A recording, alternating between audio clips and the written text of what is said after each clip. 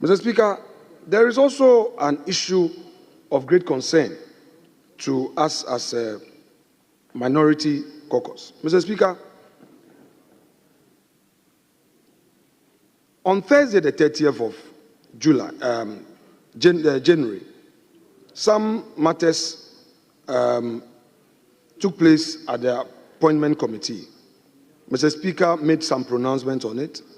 The leadership of this House, I refer to my respected colleague, the majority leader, and my good self, met with Mr. Speaker.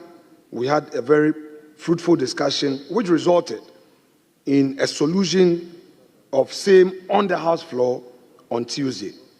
Of course, Mr. Speaker gave some consequential directives that there is a committee to inquire into the matter so that we can have a way forward. Mr. Speaker, I would want to say this for the records, that Mr. Speaker said without any equivocation that the committee's hearing must not be a matter for public debate.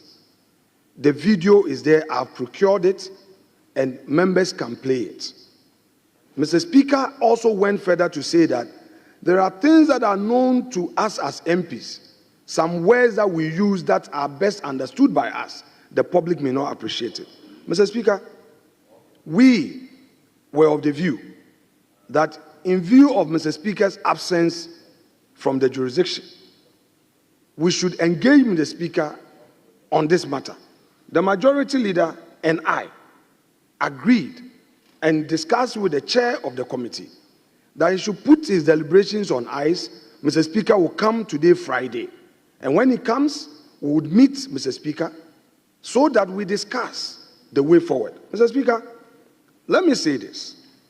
It's very regrettable that the chair of a committee who is supposed to be a neutral referee has granted no less than 6 interviews to the media, casting aspersions against my person, attacking my personality and the minority, pronouncing guilt and all. If we as parliamentarians are talking about collective peace, then each one of us must keep to the side of the bargain.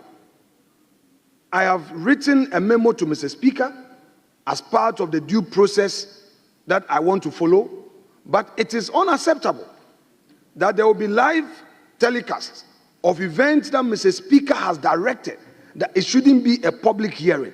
And I emphasize this because those were the orders of Mr. Speaker. The audiovisual can be procured. I've procured it.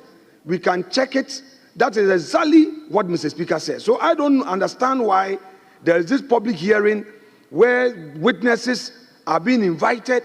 People are saying all manner of things. I've restrained my side because I want to respect Mr. Speaker. But Mr. Speaker, I want the public to know that what is happening by the chair of the committee is being done in bad faith. That is not how a neutral referee is supposed to behave. Enough of the insults, the attacks, the aspersions, and the castigation. When we don't even know the outcome, he was on radio saying that the minority is guilty. Guilty of what? Guilty of what? We would all tell our story. The threat to our lives, where people were elbowing us on the stairs, where people who are not MPs were part of the struggle in that room. Who brought them there? We all want peace. If indeed we are putting the matter to a peaceful rest, then in the national interest, let's all retreat and conduct ourselves as such. That said, Mr. Speaker, in the interest of peace, I want to reiterate the second point that we've written to Mr. Speaker. We know Mr. Speaker is not available, but we will respect the authority and office of Mr. Speaker. We await for him to take a decision on our letter. Meanwhile, if the chairman still wants to proceed, we will not be part of that one-sided committee. Our members have withdrawn from the proceedings because the chairman is prejudiced. The chairman is prejudging the issue, and indeed, he's not a fair and neutral referee. He himself, in October 2024, when there was this impasse on vacant seats, he openly to the media threatened to beat the majority then.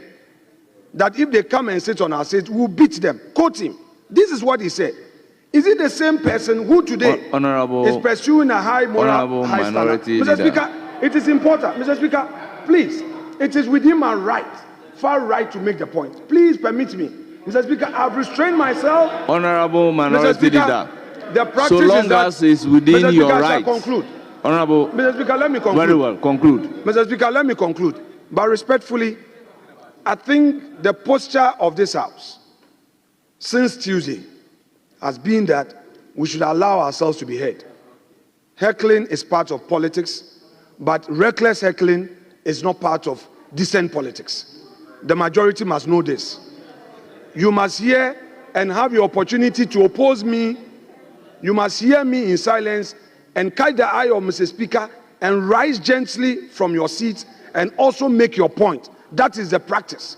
This issue of shouting does not help. Mr. Speaker, I've made my point and I thank you.